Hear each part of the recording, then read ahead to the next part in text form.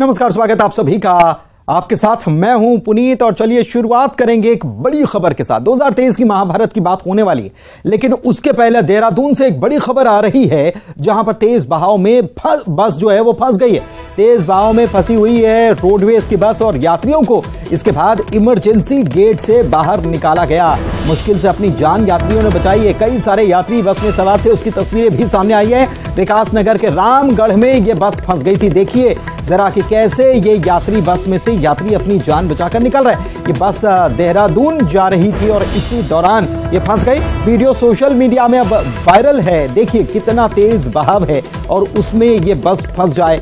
कितनी बड़ी risk in लोगों के जीवन के साथ हो रही थी और कितना बड़ा संकट इन पर है, ये तस्वीरों से भी पता चल जाता है। एक्सक्लूसिव तस्वीर आपको दिखा रहे हैं। कई सारे यात्री सवार थे और इनमें से सभी यात्रियों को सुरक्षित निकाल लिया गया, लेकिन कैसे निकाला गया ये तस्वीर आप देख सकते हैं। महिलाएं भी, बच्चे भी, युवा भी, बुजुर्ग भी, ये सब इसमें सवार थे। इमरजेंसी गेट से इनको निकाला गया। देहरादून से ये तस्वीर आपको दिखा रहे हैं। तेज बहाव, यहां पर बारिश के चलते तेज बहाव और इसमें ये बस फंस गई थी। रोडवेज की बस ये बताई जाती है और देख सकते हैं वाकई में नजर भी आ रहा है कि कितना तेज बहाव है और ये भी नजर आ जाता है साफ तौर पर कि ये तेज बहाव जो है बस ने ही रोक रखा है, वरना आम व्यक्ति के तो बस की बात नहीं कि वो वहां पर खड़ा हो सके, लेकिन इस बस की वजह से ही वहां पर खड़े रहे यात्री कुछ देर और निकल पाए। यात्रियों को इमरजेंसी गेट से निकाला गया। बस में ही सवार थे यात्रियों ने मुश्किल से अपनी जान बचाई। कई यात्री थे। विकास नगर के रामगढ़ में ये बस फंस गई थी और ये सब लोग देहरादून जा रहे थे। एक और बड़ी खबर आपको बताएंगे। शाहजहांपुर से इस वक्त की बड़ी खबर है जहां पर युवक ने थाने में जहर खा लिया। पूछताछ के लिए युवक को बुलाया गया था और उसने वहीं पर जहर खा लिया। जहर खाने से हड़कंप मच गया। युवक का अस्पताल में इलाज चल रहा है। युवक की हालत अब सामान्य बताई जा रही है। सलसलाई थाने का यह पूरा मामला है। पूछताछ के लिए युवक को बुलाया गया, लेकिन उसने थाने में जहर खा लिया। अब हालत उसकी सामान्य बताई जा रही है। अस्पताल ले जाया गया उसे।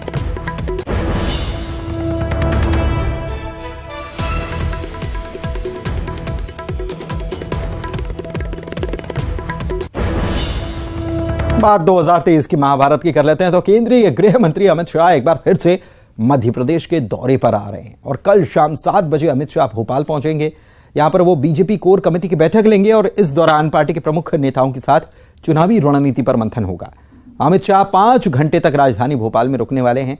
कल से विधानसभा का मॉनसून सत्र होने की वजह से बीजेपी के तमाम विधायक भोपाल में ही मौजूद रहेंगे। अमित शाह का यह दौरा अचानक तय हुआ है।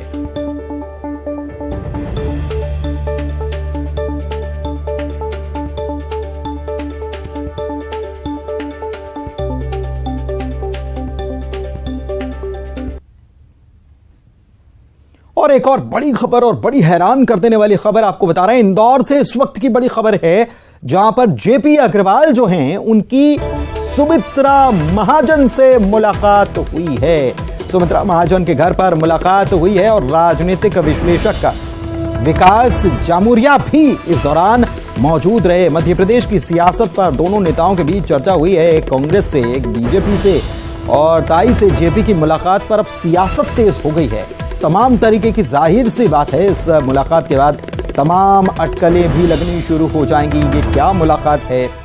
दोनों बड़े नेता हैं। सुमित्रा महाजन बहुत सीनियर बीजेपी की नेता हैं, लोकसभा अध्यक्ष भी रह चुकी हैं, स्पीकर भी रह चुकी हैं और बहुत अनुभव है राजनीति में उनका। उनसे जेपी अग्रवाल की मुलाकात होना जाहिर सी बात है, इस पर सियासत होनी ही है। वैसे नेता आपस में मुलाकात करते रहते हैं, लेकिन खास तौर पर इस चुनाव के वक्त में मुलाकात करने जाना यह अपने आप में बहुत सारे सवालों को जन्म दे रहा है। अरुण त्रिवेदी इंदौर से हमारे साथ हमारे संवाददाता लाइव जुड़े हुए हैं। सीधे उन्हीं के पास चलते हैं। अरुण, क्या है ये सियासत है, क्या है इसके पीछे? क्योंकि जाहिर सी बात है ये मुलाकात बहुत सारे क्वेश्चन मार्क लेकर आ गई।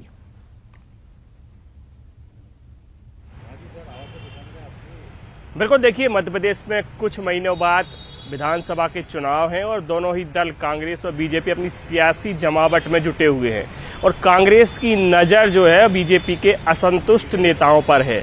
दीपक जोशी कांग्रेस में शामिल हुए हैं, उसके बाद से जितने भी असंतुष्ट बीजेपी के नेता हैं, खासतौर से मालवा निमाड़ के, उन पर कांग्रेस के जो नेता हैं वो डोरे डाल रहे हैं। और इस मुलाकात को भी इसी से जोड़कर देखा जा रहा है, क्योंकि जेपी अग्रवाल कांग्रेस के प्रदेश प्रभारी हैं, काफ़ी वरिष्ठ नेता हैं, काफ़ी लंबा उनका अनुभव है और उन्होंने सुमित्रा महाजन से मुलाकात की है। इसके कई सियासी मायने हैं, क्योंकि सुमित्रा महाजन जिस तरह से अपनी पार्टी में हाशिए पे चल रही हैं, आज ही एक बड़ा कार्यक्रम था, ऐतिहासिक कार्यक्रम था लाडली बहना योजना का, सीएम का, उसमें भी सुमित्रा महाजन कहीं दिखाई नहीं दी। बीजेपी के जितने बड़े आयोजन इंदौर में होते हैं उसमें अधिकतर आयोजनों से सुमित्रा महाजन गायब रहती हैं और स्थानीय जो इकाई है बीजेपी की या तो उनको बुलाती नहीं है या वो आती नहीं है।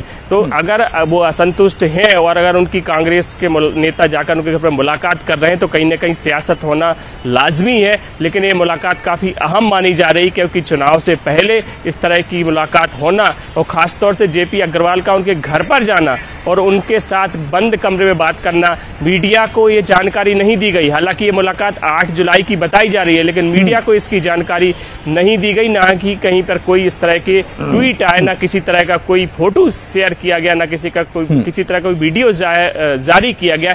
इसलिए और ज़्यादा संदेह बढ़ गया कि आखिरकार ये मुलाकात इतनी गुपचुप तरीके से क्यों हुई है और प्रदेश की सियासत में इस मुलाकात के आगे कई मायने निकाले जा रहे हैं। और आगे अहम होती है। अब जब वीडियो, ये तस्वीर जो सामने आ रही है, ये कुछ तय करके, टाइमिंग को तय करके ये सामने लाई गई हो। बहुत शुक्रिया। बहुत कुछ देखने को मिलने वाला है इंदौर की सियासत के लिहाज से देखा जाए तो। बहुत शुक्रिया अरुण। बढ़ते हैं आगे। मध्य प्रदेश में विधानसभा चुनाव को लेकर बीजेपी जनता का आशीर्वाद लेने के लिए जन आशीर्वाद यात्रा निकालने वाली है। इसके लिए रथ तैयार किया गया है। रथ पर सवार होंगे सीएम और तमाम दिग्गज नेता, जाएंगे जनता के बीच। कैंपेन का सारा फोकस प्रधानमंत्री नरेंद्र मोदी पर होगा, जिसके तहत इसका नाम दिया गया है एमपी के मन में मोदी। जन आशीर्वाद यात्रा को अंचल के हिसाब से निकाला जाएगा, यानी कि हर अंचल में रथ निकाले जाएंगे। इस यात्रा के माध्यम से जनता को साधने का काम किया जाएगा।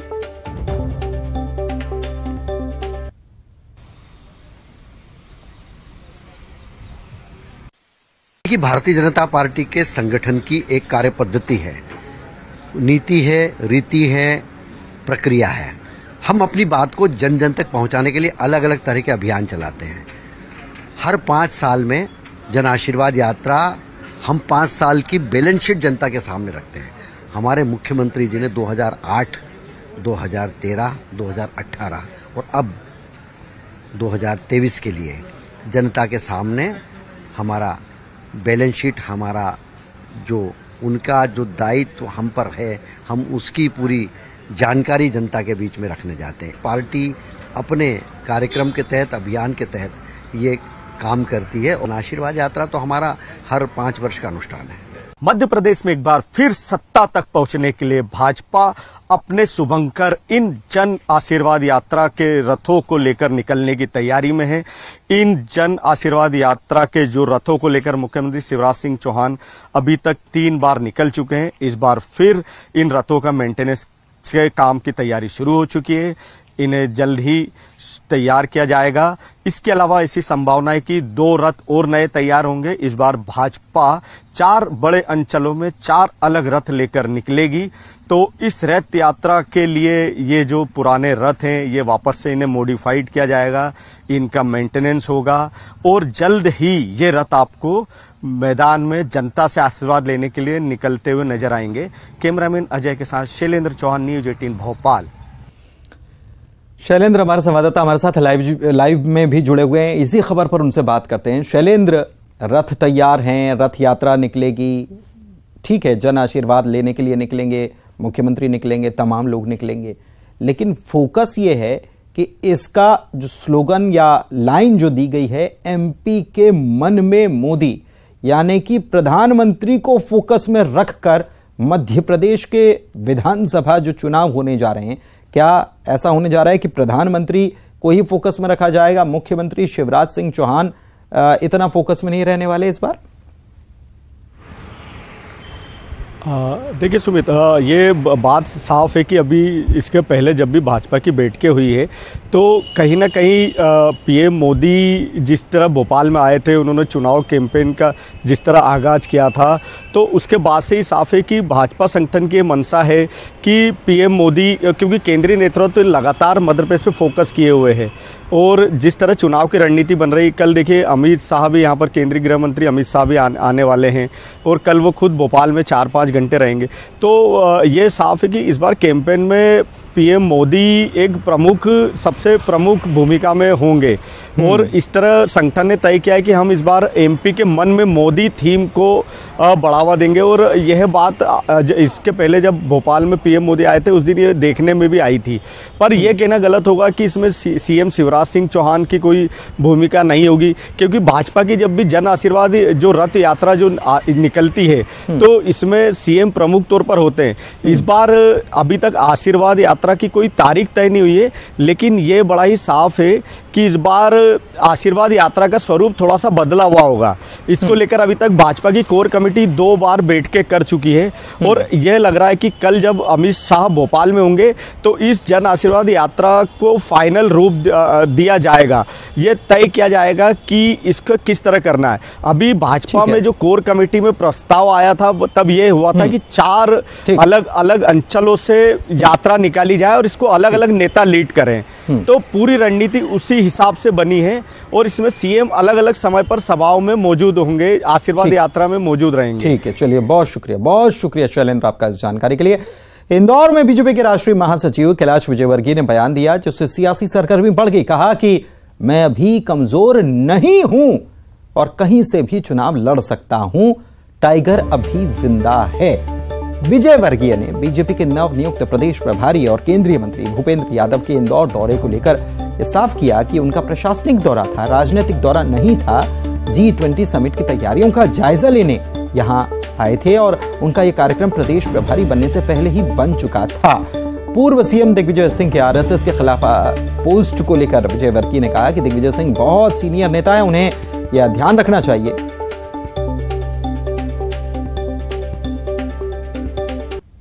तो लड़ने के बारे में सोचता नहीं हूँ अब, क्योंकि वो मेरा चुनाव लड़ने का समय अब चला गया, पर मैं कमज़ोर नहीं हूँ, अभी कहीं से भी लड़ सकता हूँ। एकदम जिंदा है। बहुत सीनियर नेता हैं, उन्हें ध्यान रखना चाहिए कम से कम कि संघ जैसा ऑर्गेनाइजेशन, संघ जैसे समर्पित लोगों का ऑर्गेनाइजेशन, और गुरुजी तो एक तरीके से साक्षात एक बहुत बड़े संत थे, उनके खिलाफ टिप्पणी करना ये उचित नहीं है। उनकी खुद की गरिमा के भी खिलाफ था और मैं समझता हूँ जो भी हुआ है वो उनके हल्के बोल के कारण हुआ है। अब उम्र ज़्यादा हो जाती है ना तो नींद कम आती, सपने ज़्यादा आते हैं। अच्छा, कांग्रेस ने कहा है कि 140 सीटें पहले घोषित करेंगे, तो क्या भाजपा की ऐसी कोई रणनीति है? हम कांग्रेस को फॉलो नहीं करते, हमारी जो रणनीति वो रहेगी। हम अपने तरीके से जब जब आवश्यकता होगी, जब जब घोषणा करते जाएंगे। हम कांग्रेस को फॉलो नहीं करते, कांग्रेस हमको फॉलो करती है। मध्य प्रदेश विधानसभा का मानसून सत्र 11 जुलाई से शुरू होना है। सत्र के पहले विधानसभा अध्यक्ष गिरीश गौतम ने विधानसभा में व्यवस्थाओं का निरीक्षण करते हुए न्यूज 18 से बातचीत की और कहा कि इस सत्र में 841 तारांकित प्रश्न, 801 अतारांकित प्रश्न समेत कुल प्रश्नों की संख्या 1642 है। विधानसभा अध्यक्ष गिरीश गौतम ने यह भी कहा कि हम शनिवार को भी विधानसभा चलाएंगे। साथ ही मौजूदा विधानसभा के अंतिम सत्र होने के सवाल पर उन्होंने कहा कि हम सकारात्मकता के साथ आगे बढ़ रहे हैं।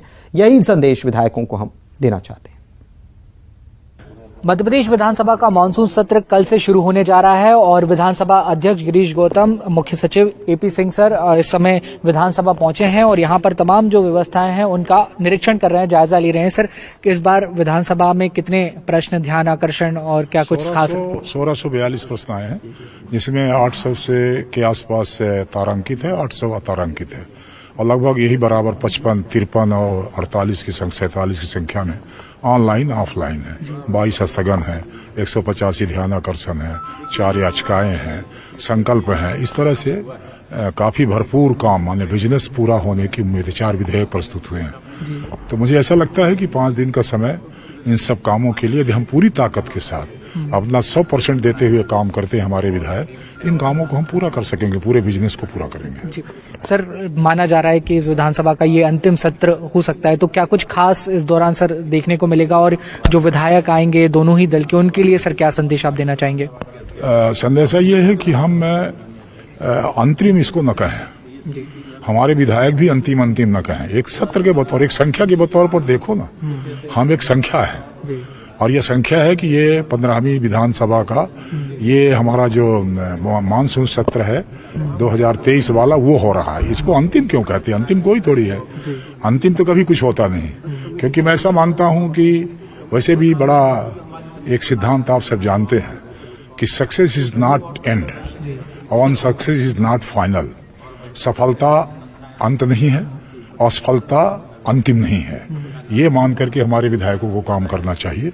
यदि ये काम करेंगे तो मैं समझता हूं कि असफल भी हुए हैं तो वो अंतिम नहीं है, फिर से वो सफल हो सकते हैं, उसके लिए प्रयास करने की आवश्यकता है। सर, एक और महत्वपूर्ण बात है कि आपने लगातार लगभग हर सत्र में देखा गया है कि कुछ नवाचार विधानसभा में नजर आए हैं, इस बार भी कुछ ऐसा खास है सर? एक बड़ा खास है इस 5 साल 2018-23 के विधानसभा के भीतर, और पहले भी शनिवार को लगातार हम छुट्टी करते हैं, इस बार शनिवार को भी ले रहे हैं, सैटरडे भी हमने ओपन करके रखा है।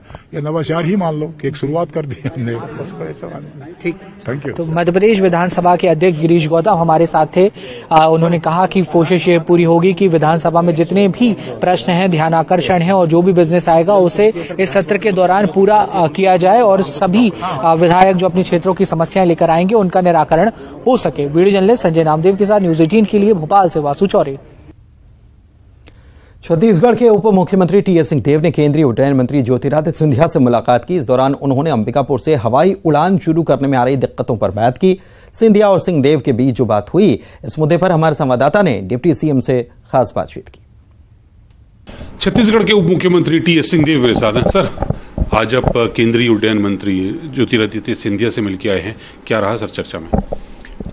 हम लोग यहाँ मेरे जिले में विधानसभा क्षेत्र के भी नागरिक सब लगे हुए हैं। वायु सेवा प्रारंभ हो, इसके लिए बहुत दिनों से इंतजार हो रहा है। हवाई पट्टी बन के तैयार है, कुछ औपचारिकताएं आगे पीछे होती रहती हैं, किंतु वहाँ जल्दी से जल्दी वायु सेवा प्रारंभ हो सके, इसके लिए सभी नागरिक बेसब्री से इच्छा रख रहे हैं। और उसी बाबत मैंने आदरणीय ज्योतिरादित्य से समय मांगा था, उन्हें समय भी दिया और उनसे बात हुई इस संदर्भ में, और उन्होंने कहा है कि उड़ान योजना के तहत टेंडर भी हो गए हैं। वो कितनी सीटर एयरक्राफ्ट है, ATR उतरेगी अभी या 19 सीटर उतरेगी, वो एक अलग बात है। वो हम लोग चाहते हैं कि जल्दी से जल्दी प्रारंभ हो सके। तो और इसी के साथ इस बुलेटिन में फिलहाल इतना ही। नमस्कार।